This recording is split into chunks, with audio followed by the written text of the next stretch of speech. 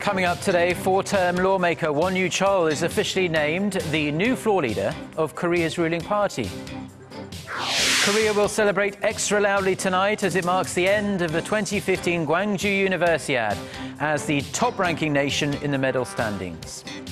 Plus, hot and sticky temperatures return to Korea after the country got a brief respite last weekend. Heat wave warnings are in effect in several regions. Stay tuned for these stories and more.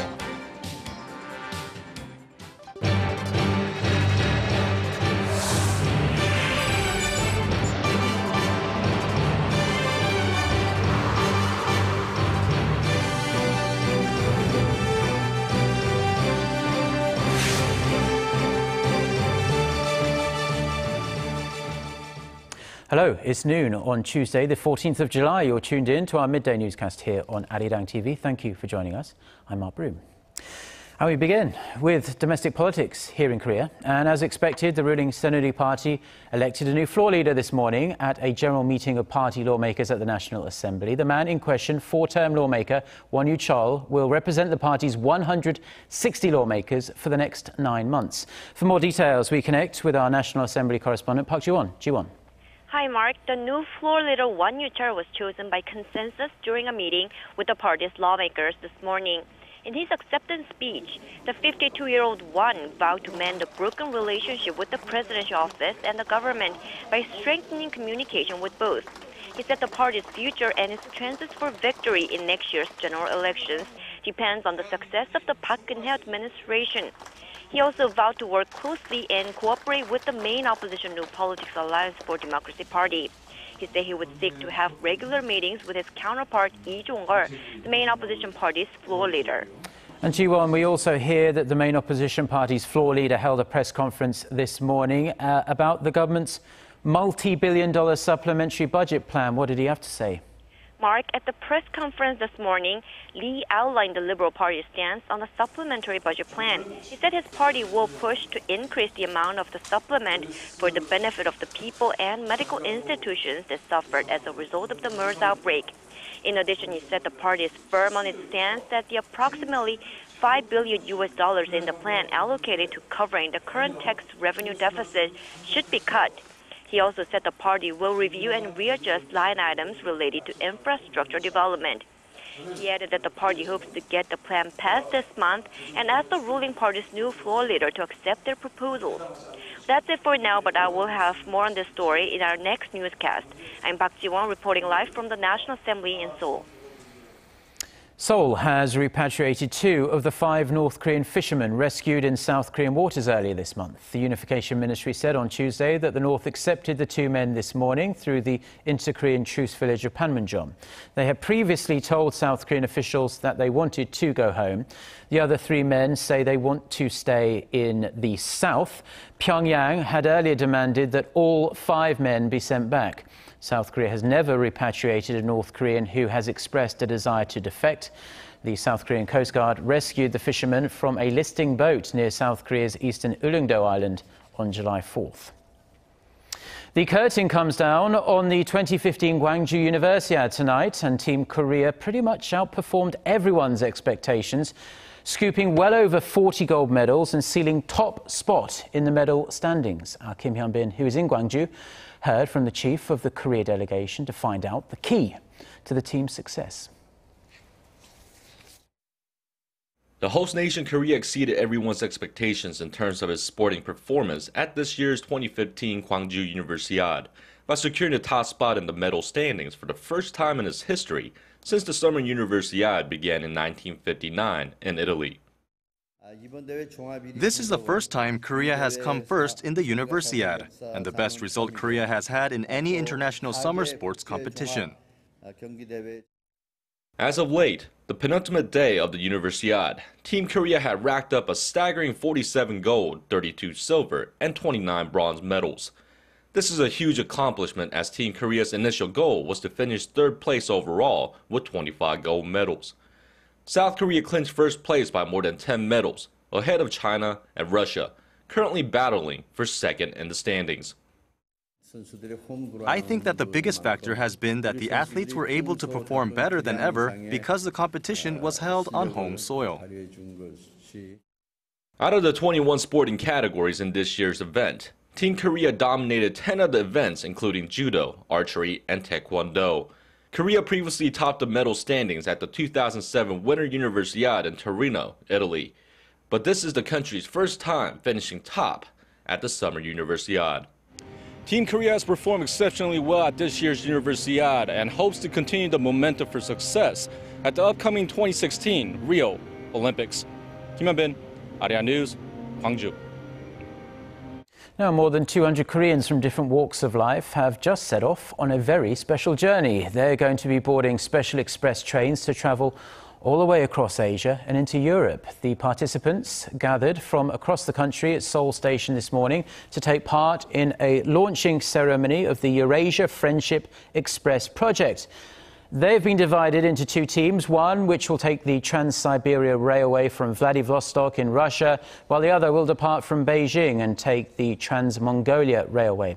During the 20-day journey, the participants will stop in over 10 cities in 5 different countries and establish ties in a diverse range of fields, including economy, culture and logistics. Their journey will end in Berlin, where various events will take place, marking the 25th anniversary of German unification and the 70th anniversary of the division of the Korean Peninsula. Seoul is hosting the 10th Korea-Japan Aviation Cooperation Conference this week to strengthen technical cooperation for the development of aviation traffic between the two countries. During the 3-day conference that begins on Wednesday, around 30 delegates from the two sides, including government officials and aviation experts, will exchange information and views on various issues such as efficient handling of growing air traffic, ways to minimize delays of flights, and bilateral management of central control systems. The two countries have held this conference every year since 2005. Competition for the so-called golden spectrum, or 700 megahertz frequency band, is expected to heat up among local telecommunication carriers over the next days and weeks. This as the government reached an agreement to allocate 40 megahertz for telecommunications use, along with 30 megahertz for 5 main broadcasters to use for ultra-high definition television and 20 megahertz for public use. The frequency was previously only used for analog broadcasting, and this will increase the bidding by SK Telecom, KT and LGU+, Korea's 3 mobile carriers, for a slice of these frequencies. Analysts say the 700 megahertz bandwidth will generate greater economic value, especially for telecom firms, with the big increase in mobile traffic. The Ministry of Science, ICT and Future Planning, which is in charge of managing radio frequency bands, is scheduled to submit a proposal of the plan to a parliamentary committee over the next week or so. Now, debt-ridden Greece has put out the most urgent fire after striking a deal with Eurozone leaders for a third bailout earlier this week. Athens faces a bumpy road ahead in the form of tough new reforms currently being hammered out by its international creditors. The Greek Prime Minister also faces the extremely tricky prospect of convincing Parliament to accept the deal. Han Dan reports. Finance ministers from the 19-nation currency union got straight down to business after Monday's agreement discussing ways to finance Greece until the specific terms of a third bailout are finalized. The president of the Eurogroup says it'll take at least 1 month to settle on a third bailout program, as the Eurozone will have to design a completely new program that calls for more substance and tougher commitments. We have asked the institutions to do that as quickly as possible. But it will probably be closer to 4 weeks than 2 weeks. It's my understanding, and some call me an optimist. The Eurozone ministers ended the meeting without making much progress, saying they failed to draw up viable solutions to form a bridge loan that would provide short-term liquidity to the debt-ridden country. Some told reporters that talks on interim loan are proving very difficult, as many countries are reluctant to give Greece money without any conditions. Securing a bridge loan is just one of Greece's problems. Greek Prime Minister Alexis Tsipras must push Monday's deal, that includes harsh austerity measures, through the Greek parliament by Wednesday. But he's already facing stiff opposition, even from within his inner circle. Yesterday, the country's prime minister faced a coup by Germany, but also by other countries like the Netherlands, Finland, and the Baltic states. A coup that reached the point that Greece's prime minister was blackmailed with the collapse of the banks and a haircut on deposits. Greek banks have been closed for 2 weeks, and a €60 per day limit remains in effect on ATM withdrawals. The banks are expected to remain shut through at least Wednesday. Handan, Arirang News. A historic nuclear agreement between Iran, the United States and other world powers is reportedly on the verge of being sealed. Citing sources, the Associated Press reports that some of the top officials involved in the negotiations have to leave Vienna on Tuesday morning local time, thus speeding up the need for a declaration. The deal was set to be finalised by the June 30th deadline, but the decision was delayed 3 times due to various final obstacles. Diplomats say the nuts and bolts of the written nuclear accord was settled days ago, though. Iranian President Hassan Rouhani raised expectations of a breakthrough by tweeting that, quote, "The Iran deal is the victory of diplomacy and mutual respect over the outdated paradigm of exclusion and coercion." That tweet, however, was deleted minutes later and appeared again with an "if" in front of Iran deal. Arirang TV will launch a 24-hour channel on the UN in-house network later today, becoming the first Korean broadcaster to establish a 5-year partnership with the UN. For more on what the new channel means for Korea-UN ties, our Hwang Sang-hee spoke to Christina Galak, who is the UN Under Secretary-General for Communications and Public Information.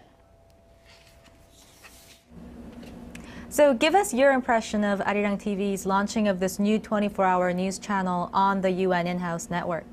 Well, I think it's going to be a great instrument for the UN officials, the UN delegates, and everybody that comes to this place, to the UN, to follow the actualities of Korea, to follow the events there, and to be more in contact with the reality of your country. So we think it's a great instrument that's going to put us closer together, and we are particularly delighted. Well, there are other international news channels like CNN and BBC that have already launched their channels on the UN network. What kind of roles have they been playing? Well, they have been extremely helpful in promoting the United Nations policies, the decisions, the agreements, and sometimes, of course, the disagreements. So we think that having more media involved in the United Nations is the best way to promote the UN values and UN activities. How can Arirang TV distinguish itself from the other news channels on the UN network? No doubt that Arirang TV is going to bring a special angle because of the country that comes from and because of the region. So we think that this Asia view is going to be very important. It will be a little bit different, and we think it's going to be a great contribution to the knowledge and to understanding. Secretary General Ban Ki-moon, in his congratulatory message for Arirang TV, expressed hopes to see the channel play a key role in bridging the gap between Korea and the UN. How should Arirang TV go on about in doing this, and how can the channel bolster Korea-UN ties, in your view? I think the best way to bolster those ties is to report consistently, accurately about the United Nations efforts. At the same time, to report in a very active manner about the key role that the Republic of Korea plays in the United Nations. We are witnessing an ever more active Republic of Korea in UN affairs. For example, now the Republic of Korea is going to chair one of the social economic committees, a key committee in the UN organization. So knowing for the world to know more the role of Korea is very important. So we think that no doubt more information about these activities is going to bolster the relationship. Thank you, Under Secretary General Galak, for your time today. It's my pleasure. Now, before we go, we'll leave you with a brief look at the weather, and it's going to be a scorcher this week. Heatwave warnings have been issued for parts of Gyeonggi-do and Gangwon-do provinces, including the city of Chuncheon and the counties of Hongcheong-gun and Gapyeong-gun, which are very popular travel destinations here in Korea. The Korea Meteorological Administration issued the warnings when temperatures are expected to be 33 degrees Celsius or higher for more than a day. Seoul can also expect a high of 32 degrees today, and it will be very humid as well. The KMA advises people to refrain from outdoor activities during the daytime if you can, and recommends letting in some fresh air if you're staying indoors as well. Meanwhile, rain showers with thunder and lightning are expected in Chungcheongbuk-do and Gyeongsangbuk-do provinces tonight or later in the afternoon on Wednesday.